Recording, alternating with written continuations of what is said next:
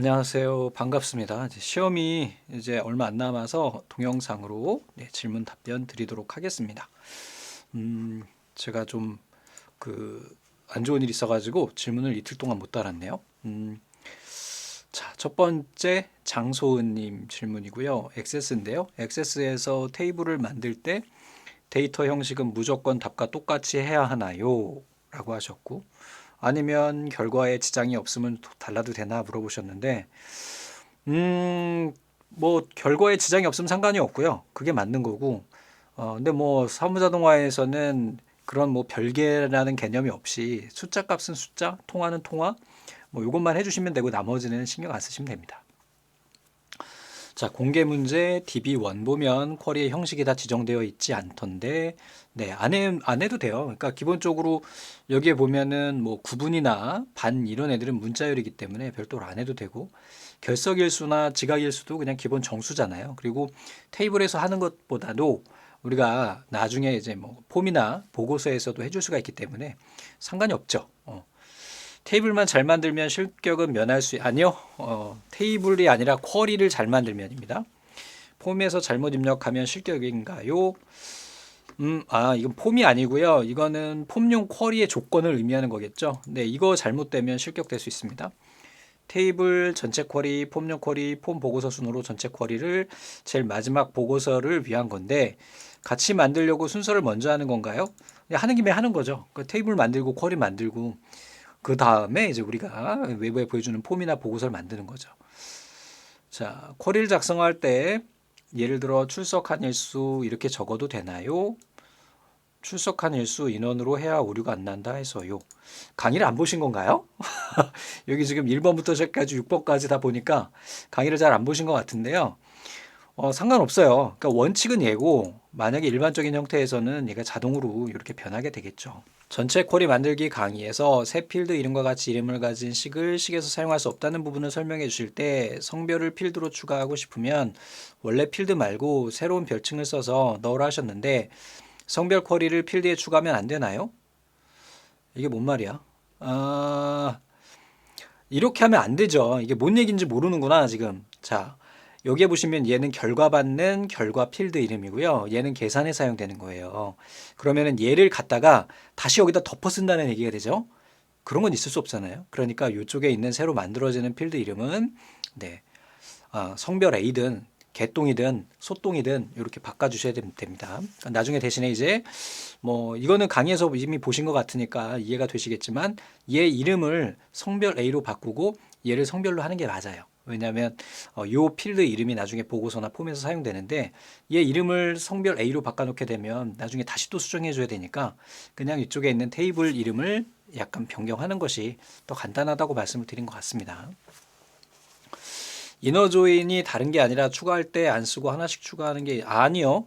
이너 조인은 이렇게 테이블 있죠? 쿼리 2를 우리가 폼용 쿼리를 테이블 갖다 쓰는 겁니다. 어, 질문이 전체적으로 봤을 때 네. 좀 공부를 조금 더 너무 급하게 하신 것 같으니까 조금 천천히 유형 문제 위주로 해가지고 살펴보시면 될 것 같아요. 이번은 네, 30초, 10초로 할까요? 10초. 이렇게 해서 네, 됐고요. 다음 질문입니다. 이번에는 쥐쥐님. 뭐지? 네, 액세스 공단 문제 1의 유형 필드에 입력할 때 초과 시간당 요금은 요금이니까 어, 이거 상관없어요. 이게 앞에 분들한테도 말씀드렸지만 나중에 쿼리에서 또는 폼에서 보고서에서 형식을 변경해 줄 수 있기 때문에 그때 해주면 되고 여기서 요금이면은 통화로 해주시면 됩니다. 네, 큰 의미 있는 건 아니고요. 네, 4분. 네. 저 형식은 테이블에서 해주면은 상속이 되기 때문에 하위로 가긴 하는데 상속이 안 되는 경우가 있어요. 그렇기 때문에 지금 여기가 중요한 게 아니라 나중에 보고서든 폼이든 만들어 가지고 미리 보기를 하고 거기에 형식을 보고 결정을 하셔야 되는 거예요. 그 다음에 수정을 하시는 겁니다. 아셨죠? 그래서 쿼리에서 최종적으로 수정을 하고 그래도 안 되면 이제 보고서에서 보고서 디자인에서 각각 컨트롤을 가지고 해주는 거예요. 무슨 얘기인지 아시겠죠? 처음으로 엑셀 파일을 완성시켜 보았습니다. 5분이네요. 이분은요. 뭘 이렇게 많냐 파일이. 네. 자, 5분이고요. 5분 때의 답변을 보시면 되겠습니다. 자, 방금 제가 엑셀 파일을 완성시켜 보셨어요. 분명 1페이지에 맞게 출력했는데 5분의 1에서 바뀌지가 않는데 1로 했는데 실제 시험장에서도 페이지만 몰아서 했는데 1페이지만 인식하게 설정하면 별 문제 없는 건가요? 네. 지금 여기 보시면은 이 뒤에 이 값들 있죠. 얘네 때문에 이렇게 보이는 건데 지금 강의를 어떤 걸 보고 계시는 거죠? 2010 버전에는 이거 영역 설정하는 거 제가 강의에서 알려드리지 않았나요? 영역 설정, 인쇄 영역 설정하고 인쇄하셔야 됩니다. 만약에 오른쪽에 이렇게 어떤 다른 값을 넣어 놓으셨을 경우에는 얘네도 인쇄가 되기 때문에 지금 이렇게 인쇄 영역 설정 하신 것 같은데요? 네. 뭐가 문제일까요? 네. 인쇄 영역 설정에서 하시면 됩니다. 알려드린 대로. 네. 다음에 금태봉님이시고요. 2007 버전이시네요. 수강도 잘 맞춰서 하고 계시고요. 자, 보고서 작성할 때 가로 길이는 16으로 하셔야 되고 얘네를 옮겨줘야 되잖아요. 여기 보시면은 지금 엔겔 지수가 16을 넘어가니까 당연히 안 줄여지죠. 얘를 앞으로 당겨서 엔겔 지수의 마지막 쪽에 있는 걸 이쪽으로 맞춰주시면 되고 지금 이게 17이잖아요. 이 정도도 사실은 괜찮아요. 근데 이제 우리가 예전 기준으로 시험 문제를 만들었기 때문에 16에 맞춰주는 게 맞기는 한데 이 정도 1cm 정도는 이렇게 정 안 되면 하시는 게 맞고 얘를 최대한 당겨주는 게 맞아요. 이게 수출액 줄이고 당기고 이게 잡비도 좀 당기고 뭐 근데 이제 좀 넘친다 싶으시면은 17까지 가도 상관없어요. 왜냐면은 A4 용지가 21cm까지고 좌우 여백이 2.5인데 얘를 2cm씩 빼가지고 하면은 17cm 나오잖아요. 그죠? 그렇게 해주셔도 상관은 없습니다. 다음 분 이번에는 김영진 1님 액세스 레코드 질문입니다. 다름이 아니라 액세스 0997 여기에 이래서 막히는 부분이 생겨서 질문을 합니다. 쿼리 1을 하고 보니까 레코드가 12개 돼 있는데 오타를 못 찾겠다. 이거는요. 이거는 이렇게 파일 올려주시면 안 되고요. 작업 파일을 올려주셔야 됩니다. 그죠? 여기에 보시면은 빠진 애가 있다고요. 이름으로 보세요. 이름으로 쭉 보면은 여기에 빠진 애가 분명히 있을 거란 말이죠. 그 친구의 이 코드에 오타가 있는 거예요. 근데 제가 지금 보기에는요. 여기에 C 앞에 공백이 있거든요. 그래서 C가 몽창 빠진 게 아닐까 생각이 됩니다. 이거 보세요. 공백 있죠 앞에? 네, 요거 지워 주셔야 됩니다. 그래서 테이블에서는 우리가 공백을 주의해 주셔야 돼요. 그래서 자, 이분도 답변이 된 것 같고요. 저 스페이스 하나가 당락을 좌우할 수도 있으니까 꼭 주의해 주셔야 되겠죠. 자, 액세스입니다. 자주들 하시는 질문이네요. 필드 값이 샵일 때 형식을 뭘로 해야 되는지 모르겠어요. 통화요. 얘가 통화예요. 네, 돈일 때는 통화 아니면 얘로 하는 겁니다. 아셨죠? 그리고 이 뒤에 이거 쉼표는 빼야 되겠죠? 그래서 돈일 때 통화로 해주는 거고요. 기본적으로 통화로 했는데도 돈이 안 나온다 했을 때 이걸 쓴다고 말씀드렸죠? 네. 0은 그냥 0이에요. 0은 그냥 정수로 소수점 없이 표시하는 겁니다.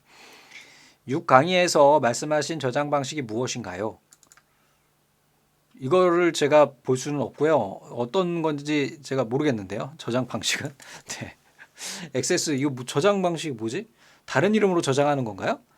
모르셔도 됩니다. 네. 만약에 그거라면 공단 문제 2에 보면 수입액, 지출액, 저출액이 원 없이 표시되어 있는데 답에는 원이 표시되어 있더라고요.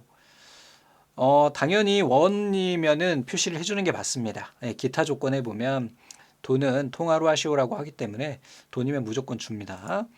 만약에 폼 쿼리를 만들 때 if문으로 조건을 주거나 식을 써야 할 때 모르겠으면 어떻게 하나요? 폼 쿼리 만들 때 if문 같은 경우는 분기문이잖아요. 그러면 해당하는 필드를 만들어 가지고 그냥 답을 테이블에 넣으세요. 네. 그럼 뭐 예를 들면은 지금 이게 잘려 있는데 잠시만요. 제가 이 컴퓨터에 답안 파일이 있는지 모르겠네요.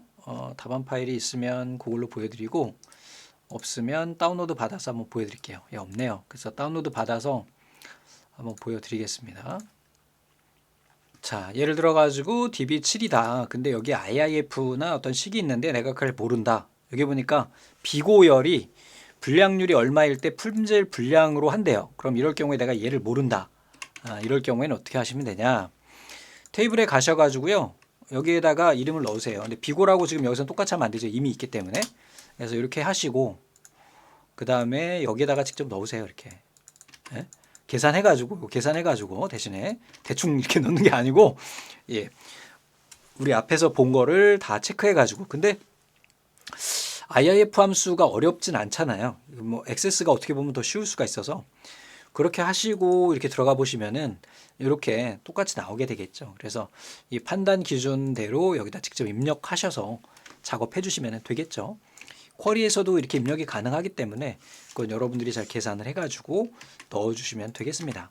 대신에 지금 제가 비고 2라고 한 이유는 얘가 이미 있기 때문이고 만약에 얘가 없을 땐 비고라고 하셔야 되겠죠.